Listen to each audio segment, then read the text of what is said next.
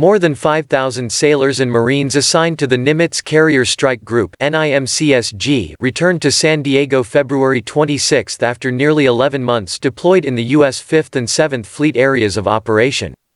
NIMCSG was the first carrier strike group to embark on a deployment for the U.S. Navy after the onset of the COVID-19 pandemic.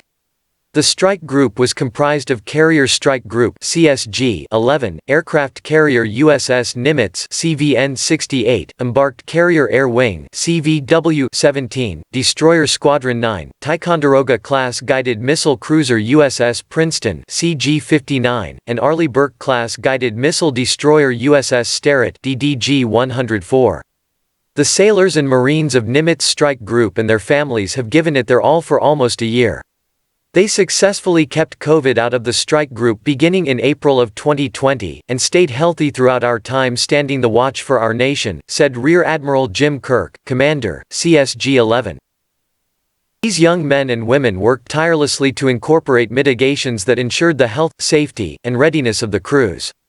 They made important contributions to the security and stability in the Middle East, Africa, and Western Pacific during a period of tension and transitions. I am immensely proud of this team and all that they accomplished during this unprecedented deployment.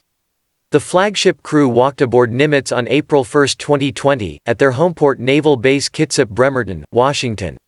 Sailors stationed in San Diego embarked later that week aboard Princeton and Sterett for a restriction of movement period to ensure the health and safety of the crew during the pandemic. NIMCSG departed San Diego for deployment on June 8 following strike group integrated training.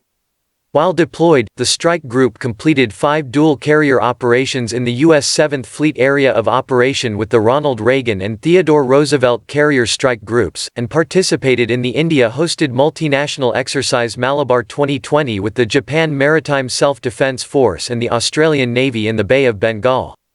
In the U.S. 5th Fleet area of operation, NIMCSG supported Operation Freedom's Sentinel as part of the NATO-led Resolute Support Mission in Afghanistan, and Operation Inherent Resolve with close air support in defensive counter-air missions against the Islamic State in Iraq and Syria. The strike group provided associated and direct support to the 33-nation Coalition Combined Maritime Forces (CMF) and the 8-nation Coalition International Maritime Security Construct (IMSC) to ensure the free flow of commerce and maritime security in 3 critical waterways. NIMCSG also operated off the coast of Somalia in December to support Joint Task Force Quartz and Operation Octave Quartz during repositioning of U.S. forces within East Africa. It's hard to express in words the overwhelming sense of accomplishment and pride felt by all hands aboard Nimitz as this long deployment comes to a close, said Captain Max Clark, Nimitz's commanding officer. I am so very proud of this crew, and the grit and teamwork they demonstrated day in and day out to complete all missions assigned. They and their families have my deepest respect and gratitude. After disembarking CVW-17, Nimitz will return to its homeport at Naval Base Kitsap, Bremerton.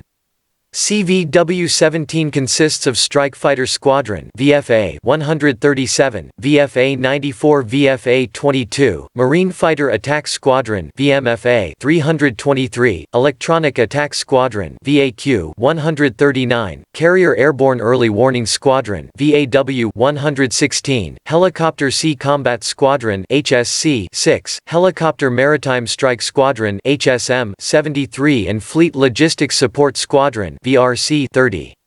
U.S. 3rd Fleet leads naval forces in the Indo-Pacific and provides the realistic, relevant training necessary to flawlessly execute our Navy's timeless roles of sea control and power projection. U.S. 3rd Fleet works in close coordination with other numbered fleets to provide commanders with capable, ready assets to deploy forward and win in day-to-day competition, in crisis, and in conflict.